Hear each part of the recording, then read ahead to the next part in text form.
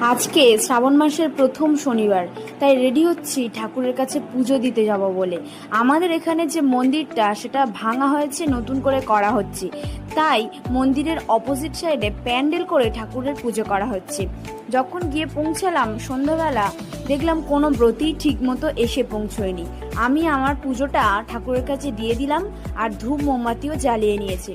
মাও এই উপোস করেন, কিন্তু আজকে শরীর খারাপ থাকার কারণে মা উপোস করতে পারেনি, তাই আমাকেই বললো তুই গিয়ে একটু পুজোটা দিয়ে আয়। এই উপোস মায়েরা করেন, বলেন দেখেছি এই প্রসাদ নাকি বাড়িতে গিয়ে খেতে নেই, বাইরে খেয়ে হাত মুখ ধুয়ে তবেই বাড়িতে যেতে হয়। কারণটা বাবা বুঝি না, তোমরা কে কি জানো একটু কমেন্ট করবে তো, তাহলে আমারও জানা হয়ে যায়।